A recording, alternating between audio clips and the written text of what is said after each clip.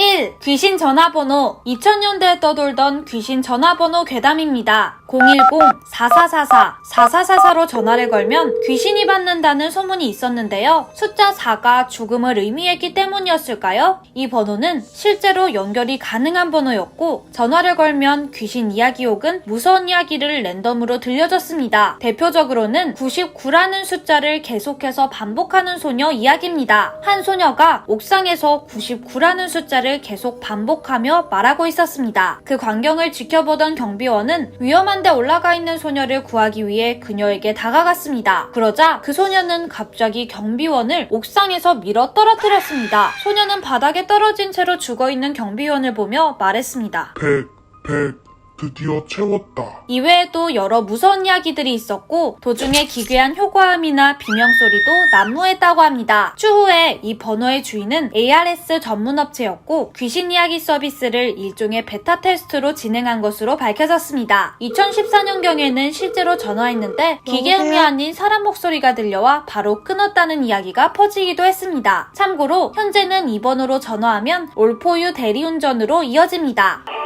4444에 4444 대리운전 숫자 48번 2. 롯데월드 괴담. 첫 번째, 아틀란티스 사고를 예언한 지식인. 2004년 2월 7일과 8일 네이버 지식인의 롯데월드 사고 말이에요 라는 제목의 질문이 올라옵니다. 질문자는 2월 9일 롯데월드에 놀러갈 예정이었는데 동생과 아빠에게 롯데월드 아틀란티스 사고 소식을 접했다는 내용인데요. 어떤 사람이 놀이기구 안전바를 내리지 않은 채로 타다가 아틀란티스 운행되는 도중 꺾이는 구간에서 추락하는 사고였다며 사고가 있었으니 운행 중단하는 것이 아니냐는 내용이었습니다. 하지만 지식인 답변자들은 2월 7일에는 아틀란티스 사고가 없었다고 답했습니다. 질문자는 이후로 네이버 계정을 탈퇴했고 정보가 없는 사용자로 뜨는데요. 약 2년 뒤 2006년 3월 6일 롯데월드에서 실제로 아틀란티스 사망사고가 발생합니다. 사고 당시 탑승자가 급하게 꺾이는 구간에서 튕겨져 나가 사망했는데 2년 전에 올라온 지식인글과 매우 유사해 다시 주목을 받게 됐습니다. 게다가 실제 사건이 발생한 2006년 3월 6일은 음력 2월 7일이었는데요. 바로 2년 전 질문자가 사고를 전해 들었다는 날짜입니다. 질문자의 글은 실제 사고를 정확히 예언해 큰 화제가 되었는데요. 현재까지도 질문자가 누구인지는 밝혀지지 않았으며 네이버 측에서도 질문글 게시일자는 조작할 수 없다고 말했는데요. 사고의 예언은 과연 우연의 일치였을까요? 두 번째, 자이로드롭 사고. 남자친구와 함께 자이로드롭에 탑승한 한 여성이 타워 꼭대기에 고정된 기계에 머리카락이 끼인 채 하강하는 바람에 두피를 비롯하여 얼굴 가죽이 모두 벗겨져 사망했다는 괴담입니다. 당시 신이라며 인터넷에 떠돌 정도로 심각하게 퍼진 괴담인데요. 언론에서 경찰을 통해 직접 사실을 조사하고 해명했기도 합니다. 하지만 떠돌던 사진은 전혀 상관없는 사진이었습니다. 마약에 취해 자신의 얼굴을 벗겨서 키우던 개에게 준 여자의 사진이었죠. 이것도 끔찍하긴 하네요. 자이로드롭에 머리카락이 끼이는 것은 실제로 현실성이 떨어지는 사고라고 하는데요. 리프트감 간격이 넓어 머리카락이 끼일 일이 없고 꼈더라도 두피만 손상이 입을 뿐 얼굴 가죽까지 뜯기지는 않는다고 합니다. 3. 초인종 괴담. 2009년 12월부터 서울 오피스텔, 원룸, 아파트 등에서 목격되었던 미스터리한 사건입니다. 알파, X, 베타, XX, J, K. 초인종 옆에 정체불명의 그리스 문자와 알파벳이 적혀있다는 주민신고가 동시다발적으로 속출했었습니다. CCTV를 통해서도 누군가 낙서하는 행위가 발견되지 않아서 사람들의 공포는 더욱 커졌는데요. 인터넷에 해당 문자를 해석하는 글이 올라왔는데 A는 남자, B는 여자, X는 혼자 있는 것을 목격한 횟수거나 집안에 거주하는 사람의 수를 표시하고 있다는 것이었습니다. 도둑이나 강도, 성범죄자가 남긴 범죄 코드라는 말도 있었고 신문이나 우유배달부, 사이비 종교 집단이거나 어린애들의 낙서일 것이라는 주장이 나오기도 했는데요. 시민들의 공포가 점차 커지면서 결국 경찰이 나섰습니다. 경찰은 강도나 절도범의 소행일 가능성을 염두에 두고 있다. 같은 코드를 사용하는 조직력 있는 단체로도 추정해본다고 밝히며 수사에 나섰지만 결국 이 사건은 아직도 해결되지 않았습니다. 초인종 괴담은 영화 숨바꼭질의 소재로 활용되기도 했습니다. 4. 노래 역재생. 1994년 발매된 서태지와 아이들 교실이 대하는 대한민국 입시 위주 교육을 비판하는 노래입니다. 노래 가사 중 왜 바꾸지 않고 남이 바꾸길 바라보고만 있을까를 역재생하면 나에게 피가 모자라 배고파 바꾸지 않고 남이 바꾸길 바라보고만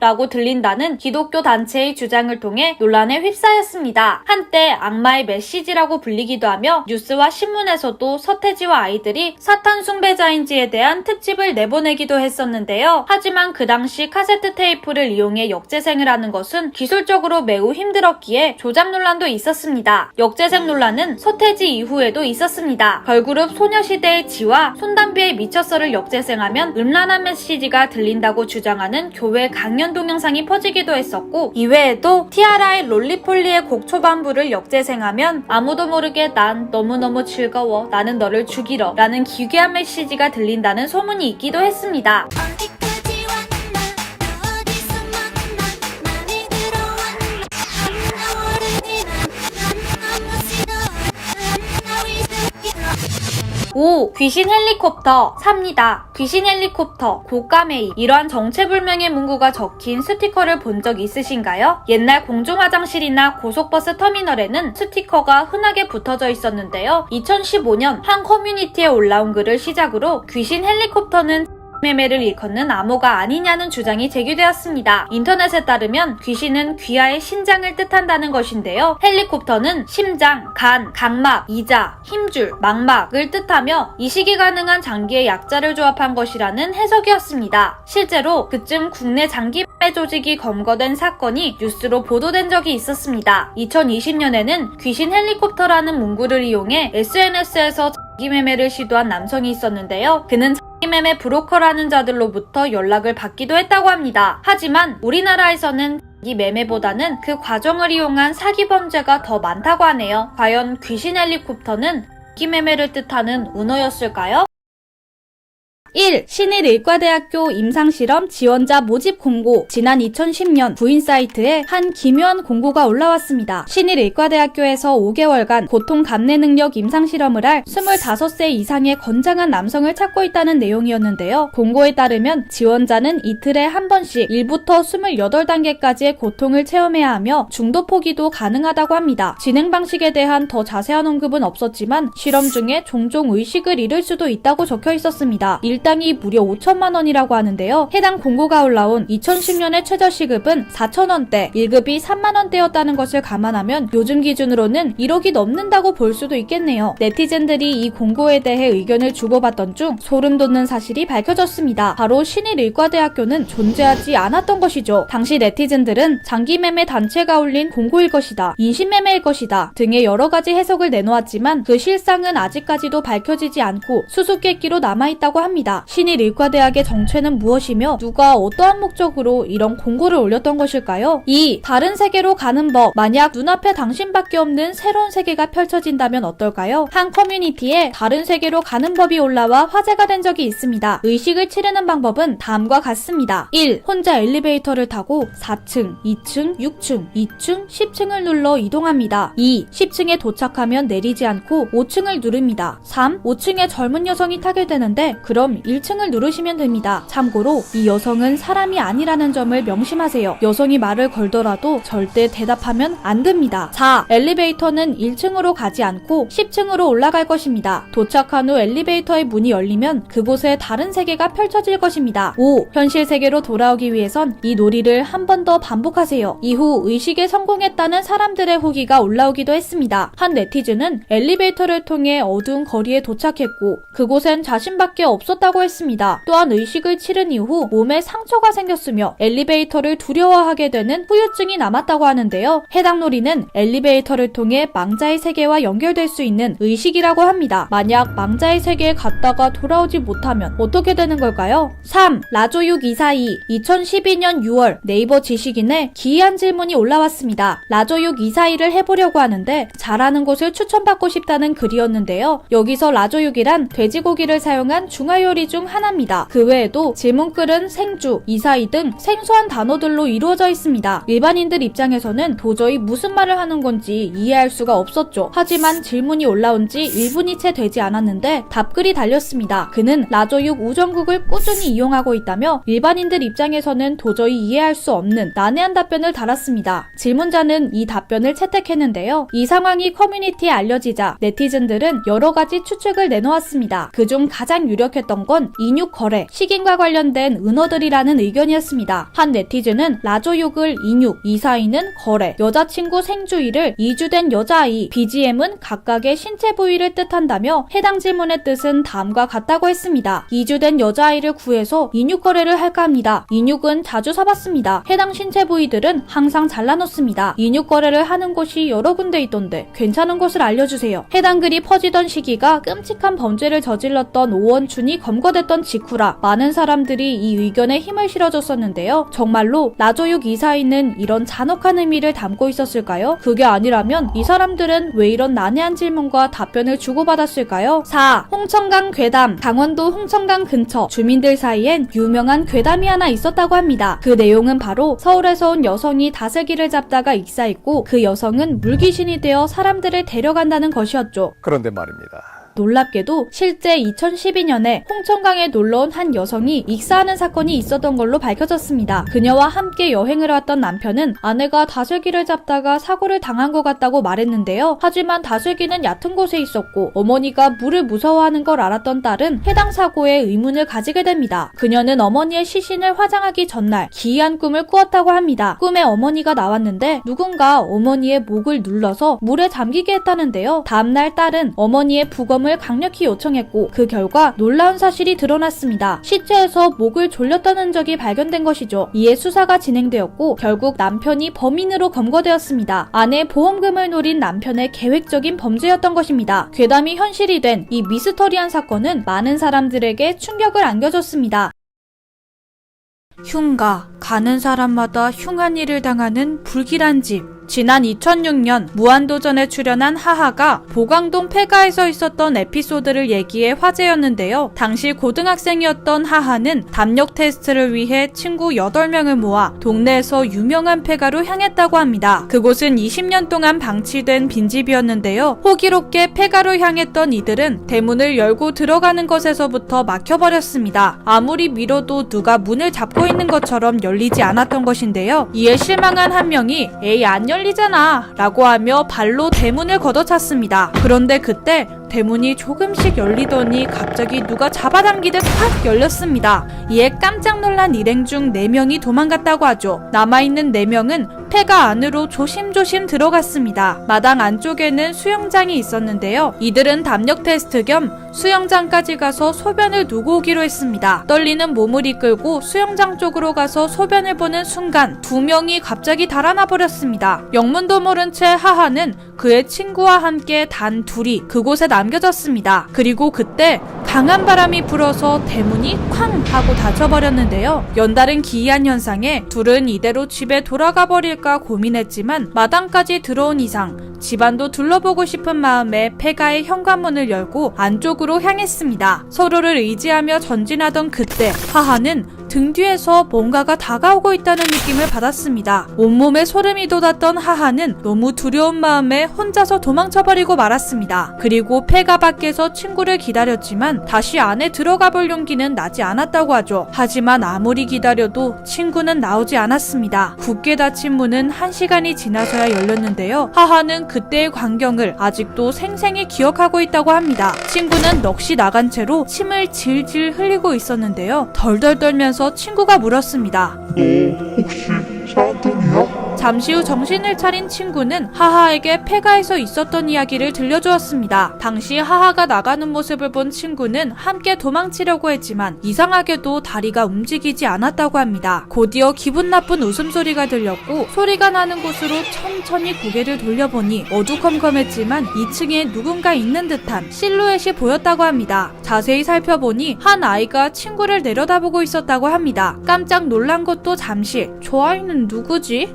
라는 생각을 하던 찰나 그 아이가 눈 깜짝할 새 얼굴 앞까지 다가왔습니다. 그리곤 이렇게 말했습니다. 이거 절대 얘기하지 마. 그리곤 뒤돌아 다시 어둠 속으로 걸어갔습니다. 이 모습을 본 친구는 엄청난 공포를 느꼈지만 왠지 그를 따라가야만 살아나갈 수 있을 것 같은 묘한 느낌이 들었다고 합니다. 이런 생각이 들자 얼어붙었던 다리도 갑자기 움직여졌다고 하는데요. 그렇게 한 걸음씩 조심스럽게 아이를 따라갔는데 아이가 갑자기 휙 하고 뒤를 돌아봤습니다. 가까이서 아이와 정면으로 마주친 친구는 깜짝 놀랐습니다. 바로 그 아이가 하하의 어릴 적 모습이었기 때문이죠. 아이는 친구를 노려보며 말했습니다. 너 이거 얘기할 거지?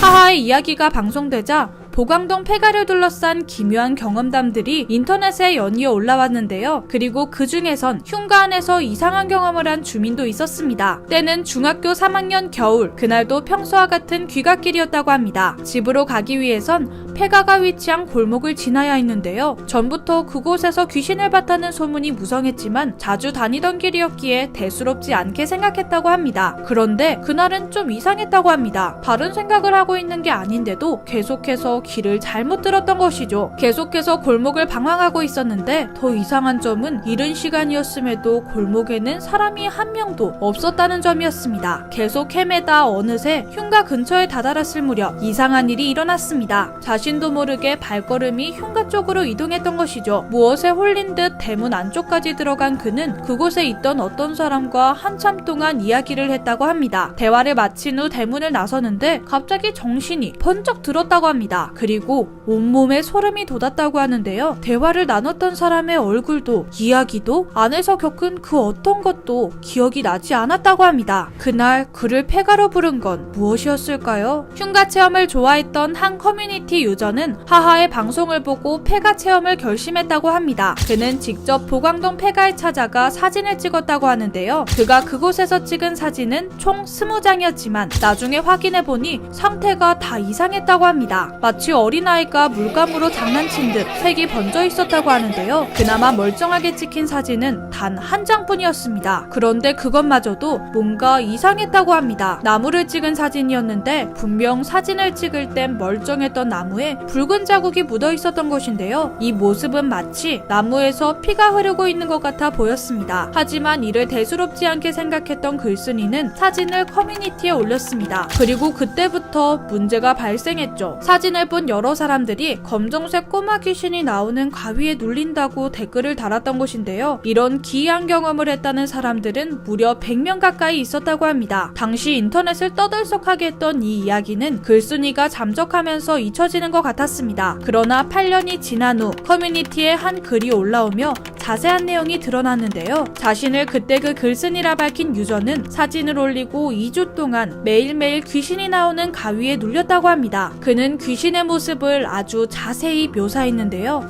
몸은 온통 검은색이었으며 옷을 입지 않았고 머리카락이 없었습니다. 확실하진 않지만 성인 여성 같았어요. 특히 눈이 제일 무서웠습니다. 눈동자가 마치 물 묻은 종이에 컴퓨터 사인펜으로 찍은 것 같이 번져 있었어요. 2주 동안 제대로 된 잠을 잘 수가 없었다는 그는 죽고 싶을 정도로 힘들었다고 합니다. 반복되는 고통 속에서 고민하다가 결국 서울 생활을 끝내고 고향으로 내려갔다고 하는데요. 곧바로 큰 절에 들어갔더니 신기하게도 그곳에서는 편하게 잠이 들 수 있었다고 합니다. 이 이야기는 이후 커뮤니티에 언급하는 게 금기가 되었으며 사진은 지금 확인할 수 없는 상태라고 하네요. 현재 보광동 폐가는 철거됐으며 그 자리에 놀이터가 세워졌다고 합니다. 하지만 여전히 그곳을 지날 때 왠지 모를 섬뜩함이 느껴진다는 사람들이 많은데요. 보광동 폐가에는 어떤 비밀이 숨겨져 있었던 걸까요? 어느 날 3명의 친구들과 늦은 밤까지 쇼핑을 한 그녀는 집으로 가기 위해 택시를 잡았습니다. 택시기사는 인사도 하지 않고 모자를 푹 눌러 쓴 채 앞만 보고 있었죠. 그녀는 앞자리에 앉아 친구들과 대화하기는 조금 불편한 위치였는데요. 그래서 있잖아. 아 진짜? 완전 대박이다 얘. 뒷좌석의 친구들은 별거 아닌 얘기에도 서로 크게 웃어주며 재미있게 이야기에 그녀는 약간 소외되는 기분이었습니다. 서운한 마음에 뒤를 돌아보니 정작 친구들의 얼굴은 무표정을 하고 있었습니다. 조금 뒤 정지 신호로 잠시 차가 멈춰서게 되었습니다. 그때 친구 중 한 명이 나 저기 들르고 싶은데 기사님 저 여기에서 내릴게요 라며 먼저 내렸습니다. 이에 다른 친구들도 뒤따라 나갔는데요. 기분이 상한 그녀는 같이 가자는 친구들의 말에 아니야, 그냥 너희끼리 재밌게 놀아 라고 말하며 혼자 택시를 타고 가게 되었습니다. 결국 혼자 남게 되어 편하게라도 가자는 생각이 들어 넓은 뒷좌석으로 자리를 옮겼는데요. 얼마 지나지 않아 그녀는 친구들에게 전화를 걸어 별로 웃기지도 않은 이야기에 박장대소를 하며 크게 떠들었습니다. 어째서 그녀는 뒷좌석으로 간 후 친구들과 똑같이 행동한 것일까요?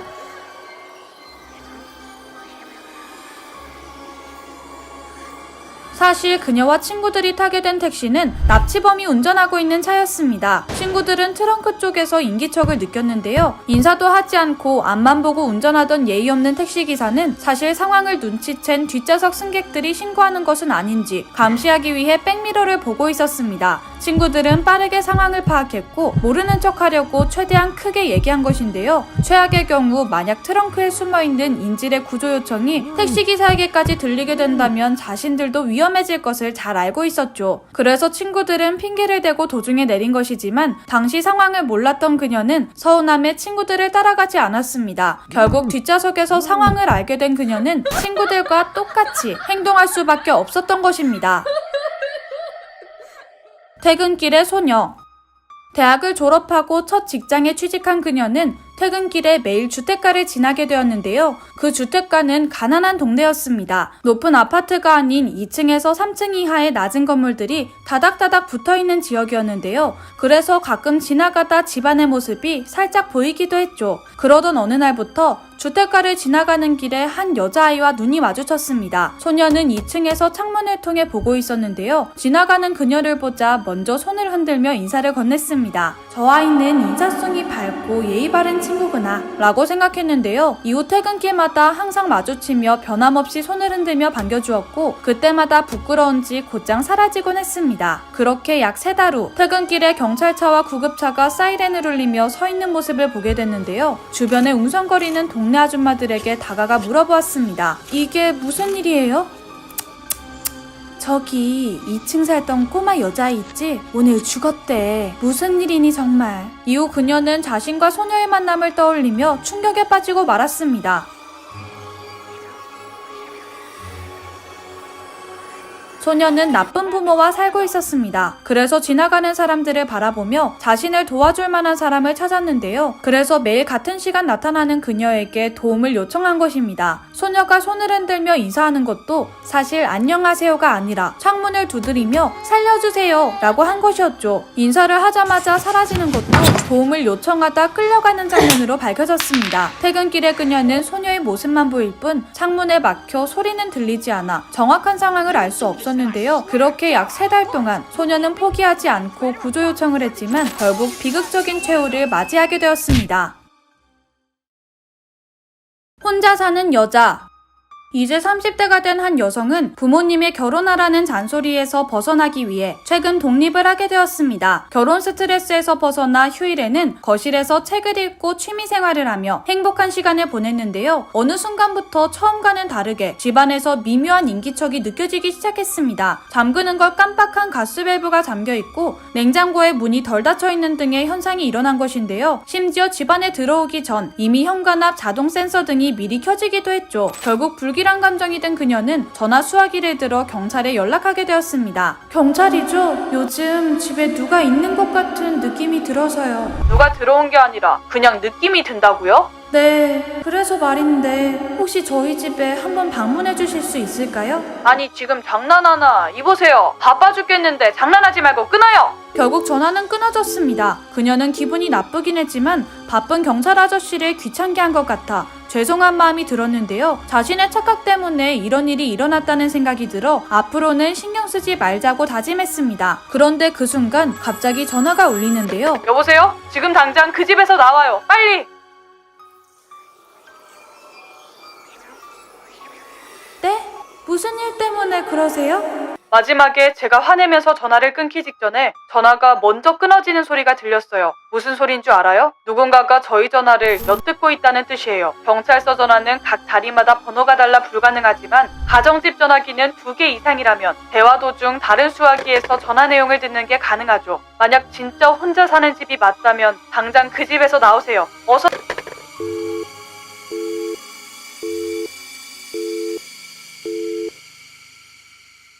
오늘의 이야기 흥미로우셨다면 구독과 좋아요 부탁드려요. 저는 다음에 더 흥미로운 이야기로 찾아뵐게요. 안녕!